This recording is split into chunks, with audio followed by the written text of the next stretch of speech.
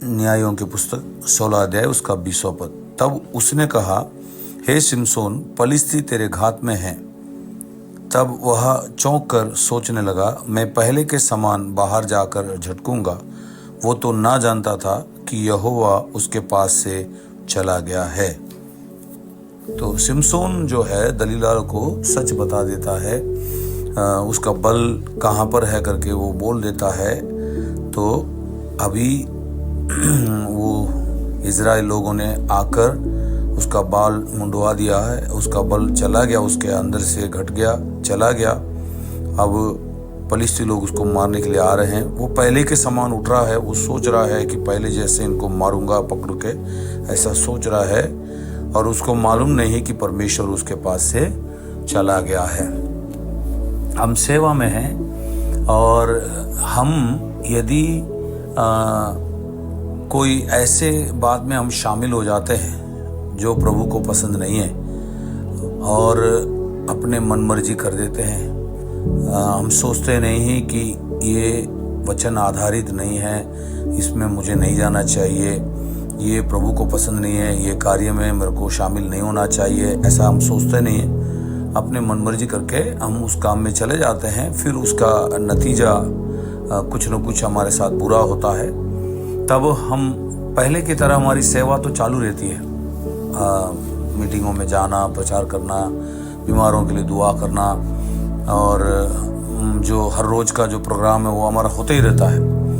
और हम सोचते हैं कि प्रभु हमारे साथ है और हम बढ़िया सेवा कर रहे हैं, ऐसा हम सोचते हैं। लेकिन प्रभु को पसंद नहीं है ऐसे काम आप करते हैं, तो आपके अंदर विवेक जो है, विवेक के अंदर पवित्र आत्मा आपको बताएगा ये काम आपको नहीं करना है, यहाँ नहीं जाना है, ये नहीं बोलना है करके आपको बताएगा। लेकिन उसको आप नज़रअंदाज करके बार बार चेतावनी मिलने पर भी आप अपने मनमर्जी करने से, तो आपके पास से प्रभु का अभिषेक चला जाएगा, लेकिन आपको पता नहीं चलेगा। आप रोज की तरह सेवा में लगे रहेंगे, लेकिन उससे कोई फायदा नहीं है, कोई आपको सफलता नहीं मिलेगी।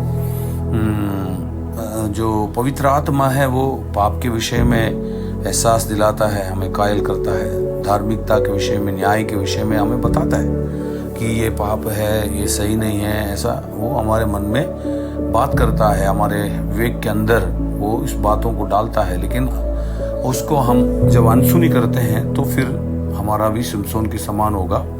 प्रभु हमारे पास, प्रभु का अभिषेक हमारे पास से चला जाएगा। हम एक रूटीन जो काम है वैसे हम करते रहेंगे, तो सेवा में कोई सफलता नहीं मिलेगी। इसलिए भजन लिखने वाला भजन 19:12 में कहता है, अपनी भूल चूक को कौन समझ सकता है, मेरे गुप्त पापों से तू मुझे पवित्र कर। अपनी गलती को कौन मान सकता है?